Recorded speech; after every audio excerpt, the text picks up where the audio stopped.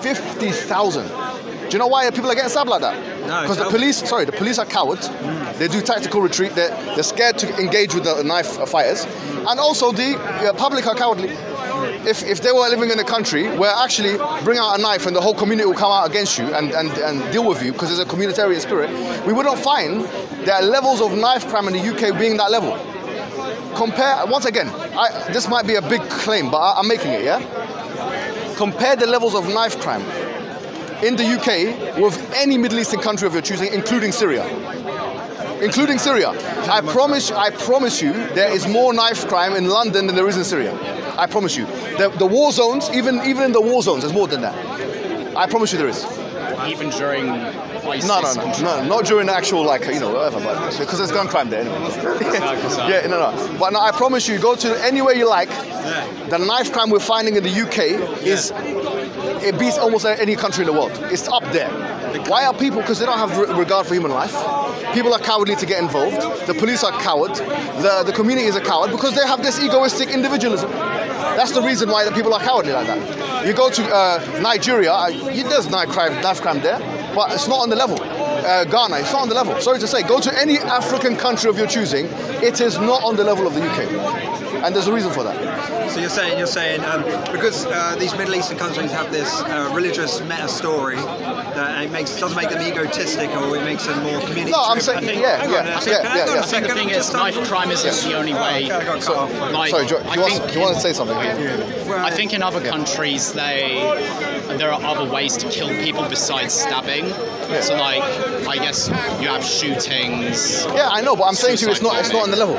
I'm telling you even that it's not on the level. Like, for example, go to anywhere in Latin America, compare it with anywhere in the Middle East. Okay, let me ask you a question. What is more likely to be a dangerous place for you to go? Anywhere in the Middle East. Let's exclude the war zones. Let's exclude them.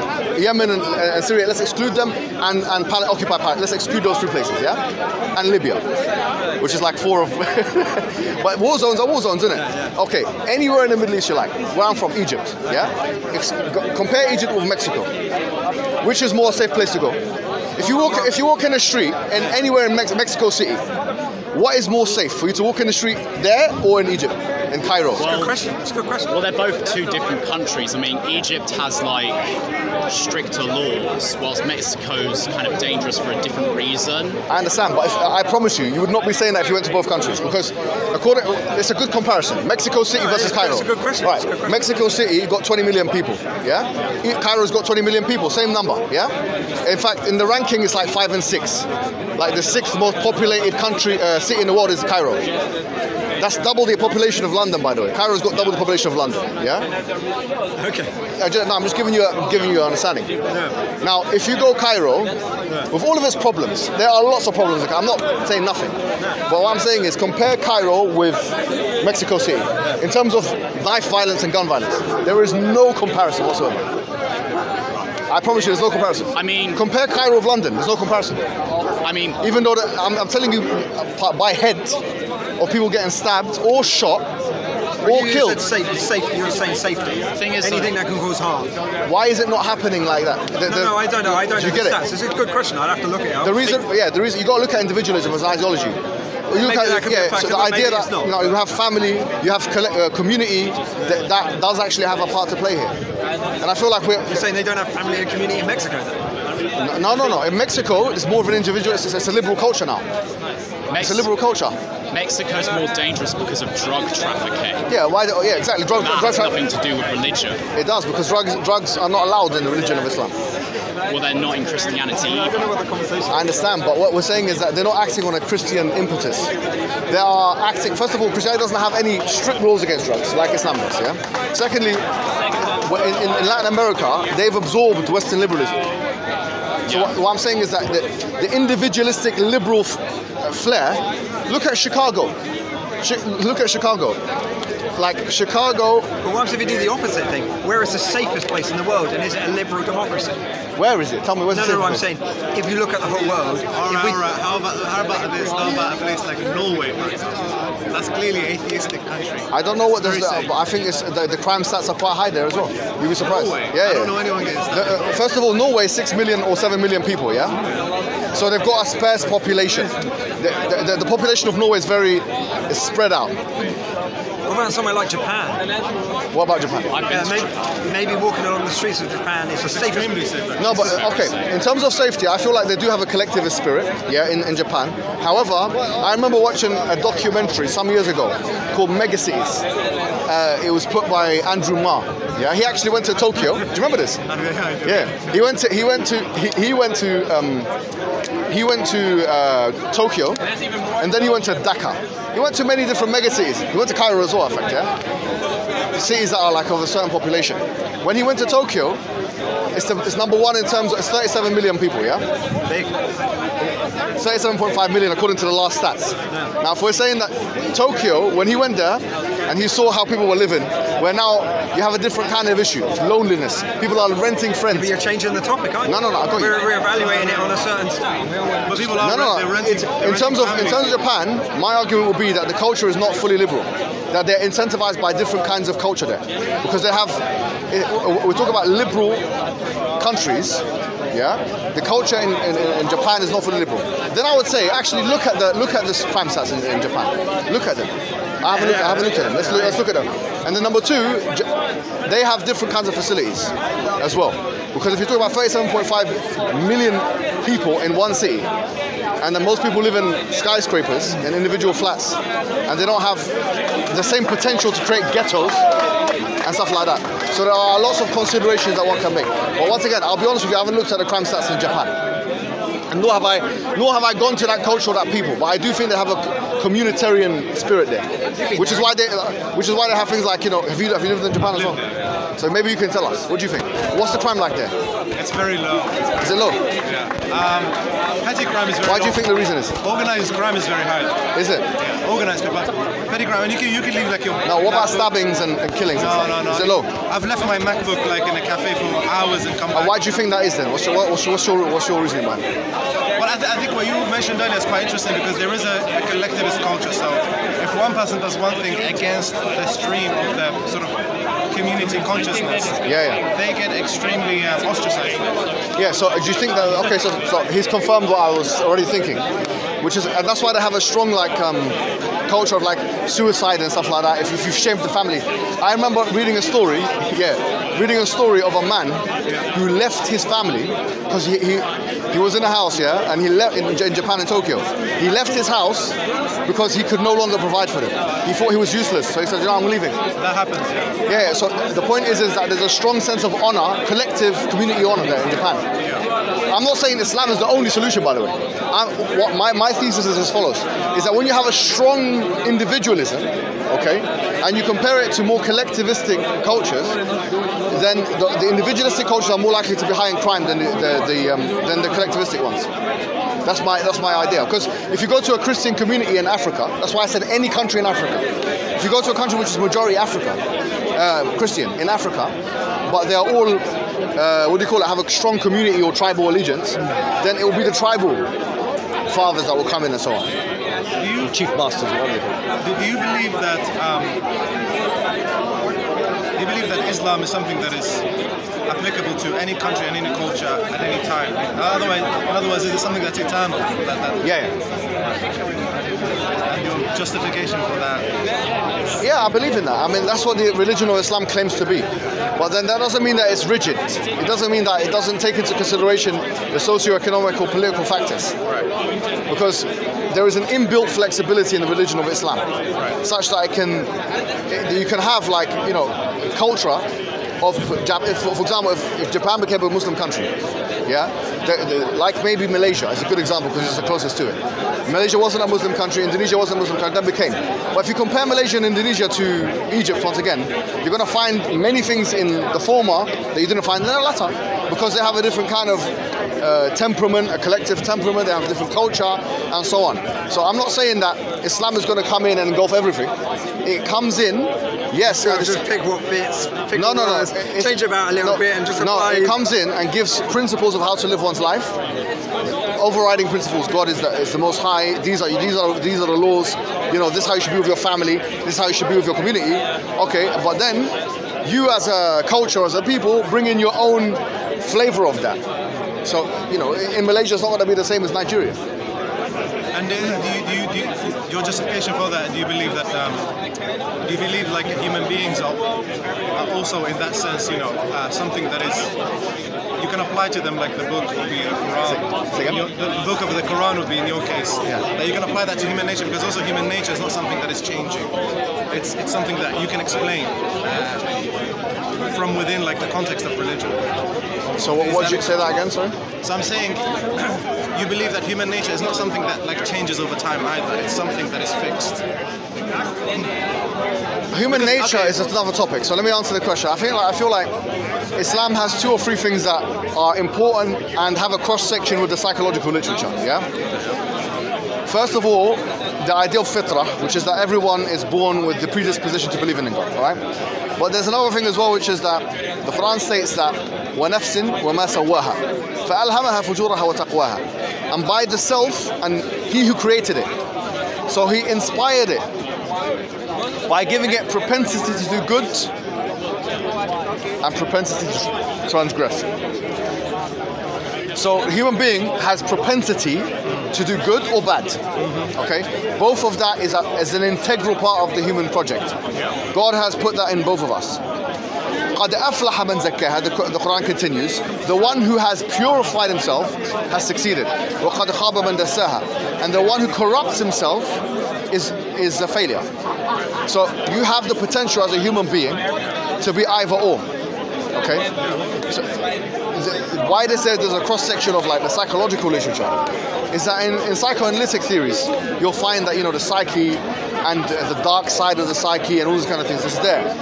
You know, the unconscious mind, we believe in all of that. In fact, where Freud wrote a book on dreams and experimented with like the idea of the unconscious, where dreams come from, we also believe that dreams can be of the unconscious mind. That was something that was said 1,400 years ago. Al-aql al-batin or takhabbat al-aql, so it's the same thing was there. So when you find that the unconscious mind is composed of these different things, potential to do good, potential to do bad, some that can surface into the conscious reality and sometimes it's not.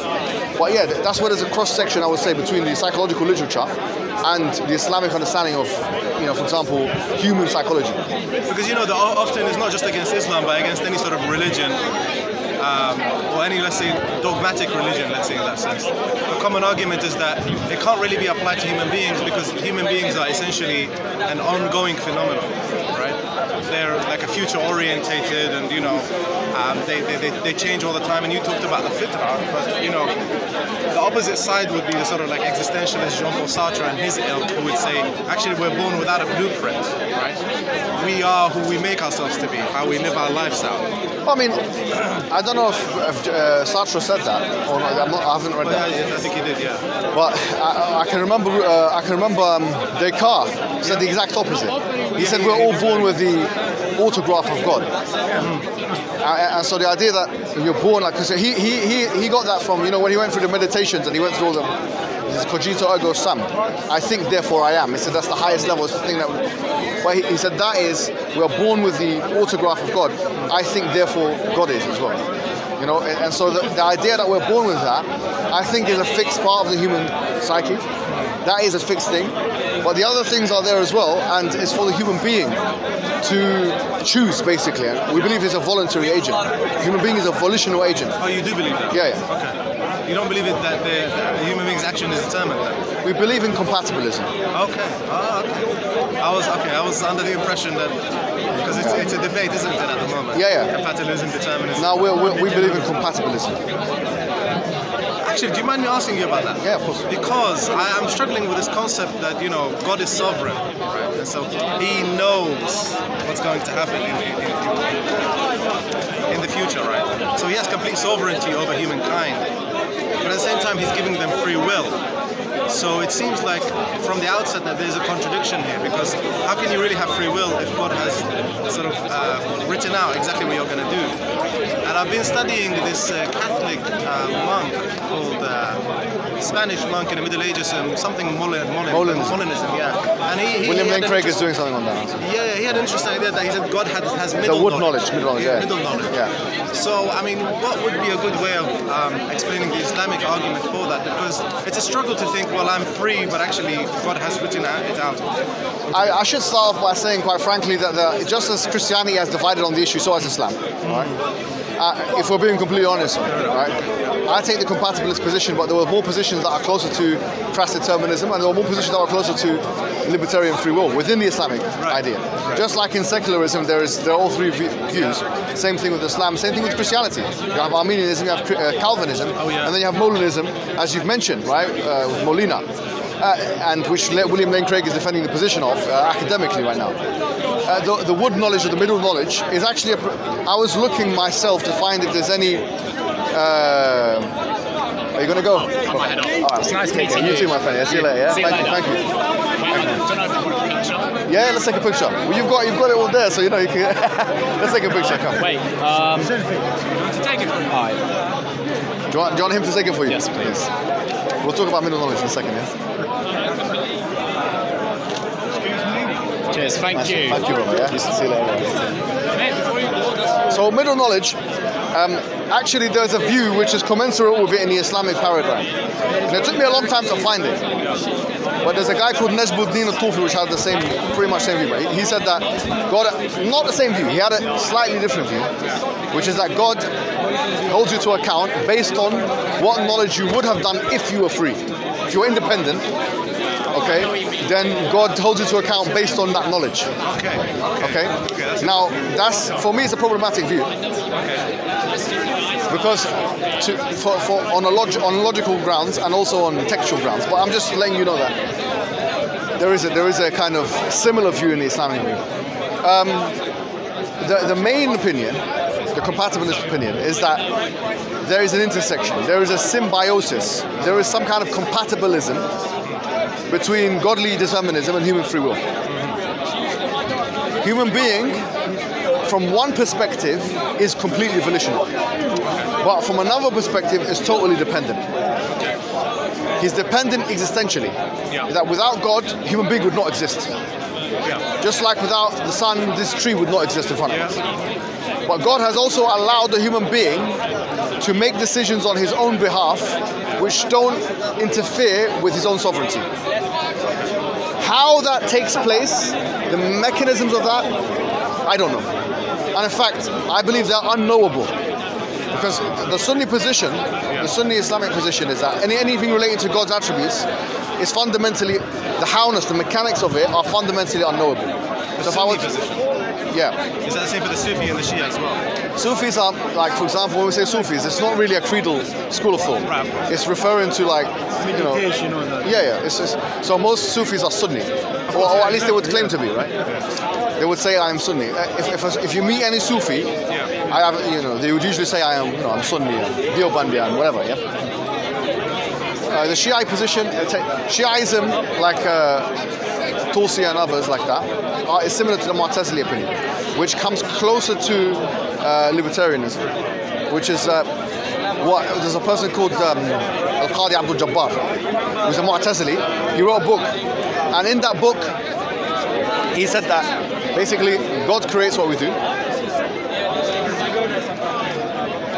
God knows. Mu'tazili is a misconception. People think that the Mu'tazilis believe that God doesn't know, but he affirmed that God knows the future, but lets the human being act on his own spirit, on his own way. How that works out is problematic. That's why the other Sunnis have said no. Actually, it says it will threaten the sovereignty of God. That's the mainstream Ash'ari opinion, which is like represented by Al-Baqillani and Juwayni and Ghazali. And it's also the opinion of Ibn Taymiyyah and Hanbalis.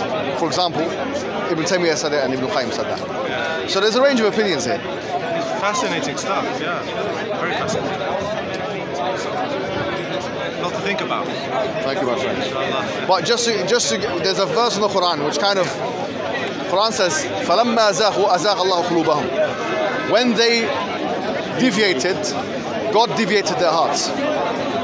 So in other words, it's like this. God is all-powerful, is sovereign. He has given human beings free will. Ibn Qayyim al-Jawziyah, in his book, Shifa al-Alil, he states that it's the example of a person, it's like a slave. Okay? A slave has a slave owner, and he says to him, look, here's money, go and buy X, Y, Z. If you don't buy what I want, I'm going to punish you. And if you buy what I want, I'm going to reward you. So he gives him permission, idhn. It's in Arabic, idhn. He gives him permission to go and buy whatever he wants. He says that, who's really in charge here? God is in charge. God is in charge. In this analogy, it's like the slave and the slave owner. He says God is in charge, but he only gives human beings permission. And since that permission doesn't escape God's sovereignty, there's no contradiction here. So he's saying that, for example, that God gives human beings free will. But since that free will doesn't escape God's permission and or his sovereignty, therefore there's no contradiction between human free will and godly determinism. Well, it limits your options though. How so? Well, I mean, because if God knows, then he sets some kind of parameters by virtue of knowing. I mean, the thing is, I don't feel like knowledge itself is the problem here. Okay. I think if God knows that you are going to hell, and then you commit actions, his knowing doesn't mean that he's forced you to go to hell. Yeah, we make any choice. It doesn't mean that he forced you to go to hell. No, but his knowledge doesn't change, right? It's not like he knows and I agree. his mind. I understand. So but in that sense, you're just carrying out some kind of like biological deterministic behavior. No, but then if we're saying that this human being has free will at the same time here, so God's knowledge doesn't inhibit the human free will. So the question would be, how does godly knowledge of the future inhibit human free will? Well, it limits your options. It means you can only have, instead of having, I don't know, infinite options, you have like 100 options. How? Well, just by virtue of setting some kind of parameter around the. I mean, if you know London, for example, you know the parameters of London. You know that this is going to be outside, this is going to be inside.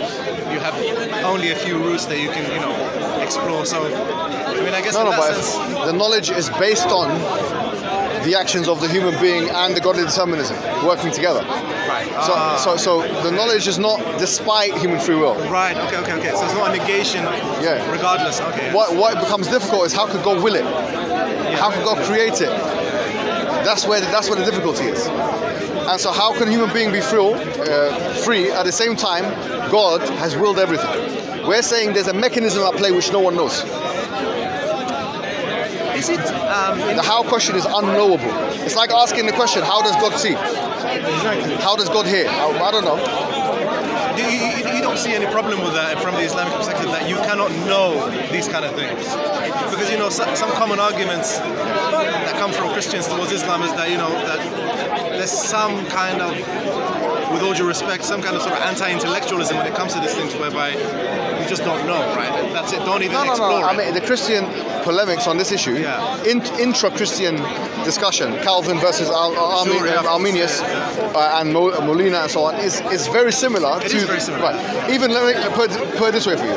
Atheists are debating it. So you have atheists who are compatibilists, like Daniel Dennett, and then you have Sam Harris, who's a determinist. Yeah. So, I mean, this discussion, by leaving Islam, let's say, someone is so worried about the Qadr question, he leaves Islam. Oh, I don't know how it works. Okay, what are you going to become? Christian. He's going to see the same discussion there. You're going to become atheist, you're going to see the same discussion there. He's going to see it. So it's a difficulty with the human project. It's something that human beings have found hard to understand. How is it on the secular paradigm that an uninterrupted causal chain of antecedent events causes the future, causes the present, but at the same time human being has this volitional free will? That's the secular question. The religious question is, how is godly determinism and human free will commensurate with one another, or compatible with one another? And that it permeates through all three major world religions, Abrahamic religions, and all the other religions, in fact. So this question is difficult. In terms of the mechanisms of it's unknowable. And that's why if it wasn't unknowable, you wouldn't have, it's one of the biggest debates in philosophy, secular philosophy. It's one of the biggest debates in religion. Huge. If it wasn't that difficult in terms of mechanics, someone would have some kind of answer for it. But there are debates for that reason. From the Islamic perspective, you're not saying we shouldn't explore. You're just saying even if we explore, it's just extremely hard. I'm saying that there are some aspects of this discussion which are going to be fundamentally unknowable. That's the mechanistic question. And therefore we should keep exploring, but we just won't know it. You're not I'm saying there are some things which can be known, and some other things which cannot be known. Right. So the things that we say as Muslims that cannot be known is the howness. The mechanistic question, the kayf, how is it? How is godly determinism and human free will come together? We postulate that they do. In fact, I think it's almost undeniable or unfalsifiable to say that right now when you're drinking, as you're talking, as you're acting, that you think you're in charge of your own actions. I think you do. I think I do. And if we didn't think that, as John Locke said, then the criminal justice system would be because in fact I can say, well, I go to court and say, I was encumbered by an antecedent causal chain of uninterrupted events. No one has ever said that in a court. It's never been a defense, and for good reason. Because one of the presuppositions of justice, or justice being served in a law setting, legal setting, is that human beings are volitional, unless, of course, they are mental or insane or something like that. So that's what I'm saying. It's fundamentally impossible to deny or falsify the fact that I am saying, first person subjective, I'm in charge of my actions and speech right now.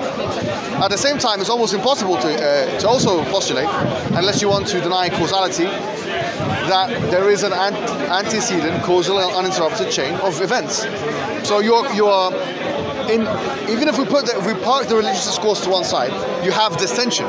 Yeah. And we're saying that that's why many compatibilists say there must be this point of compatibilism. The mechanisms of what I'm saying is unknowable. One last question. Yes, sir. Is it the will of God in Islam that all human beings, as much as possible, gain entry into heaven, go to heaven? Is that his will, or has he sort of, in a Calvinistic sense, more like predetermined people? The will of God from an Islamic perspective is divided into two. Right. What some call al-irada al-kawniyya and al-irada al-shar'iyya. Yeah. So the al-irada al-kawniyya is the cosmological will, and al-irada al-shar'iyya is the legalistic will. So if we're saying, is it the will of God? Then from a legalistic or Shara'i perspective, yes, it is. But from a cosmological perspective, no, it is not.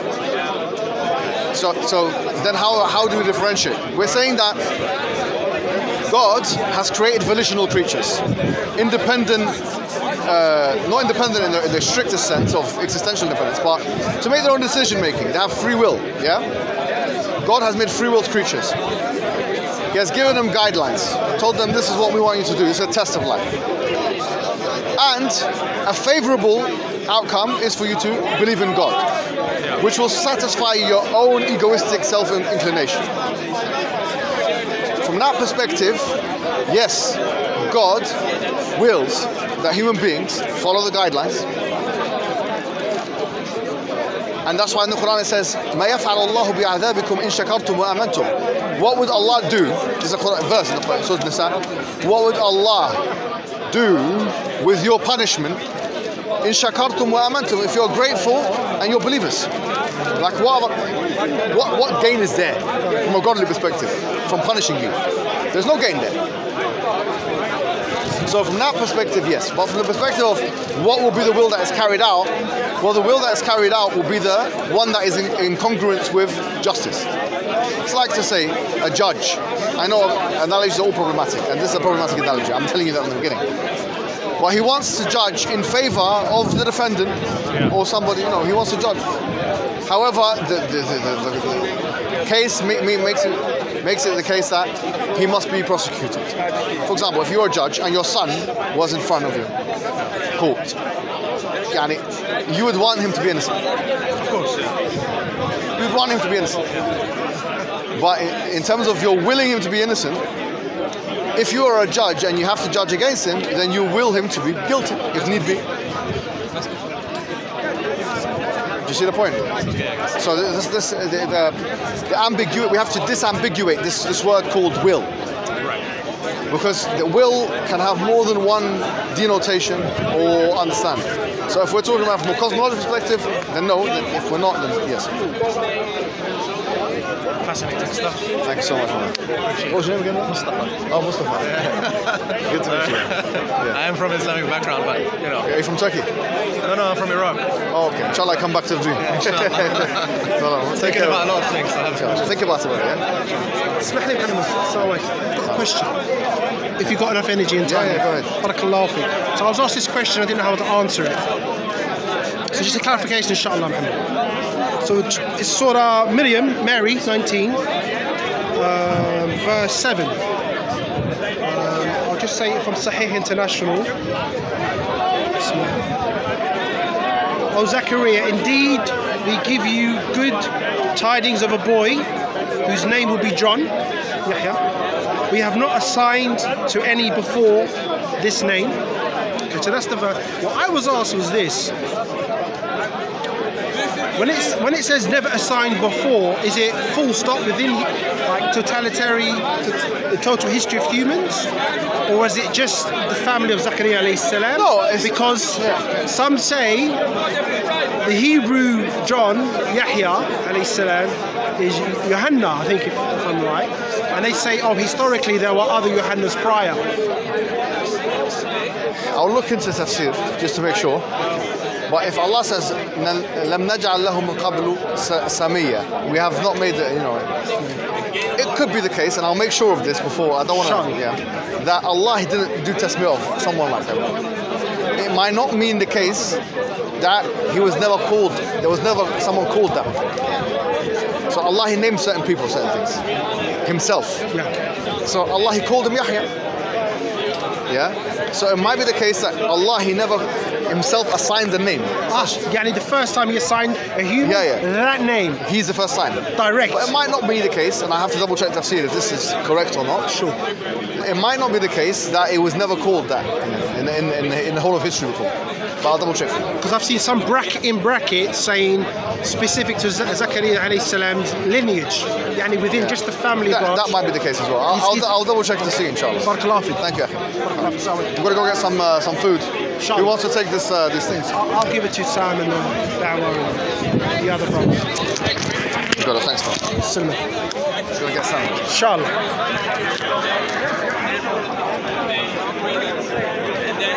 That was great. Good. Put them in the bag or something.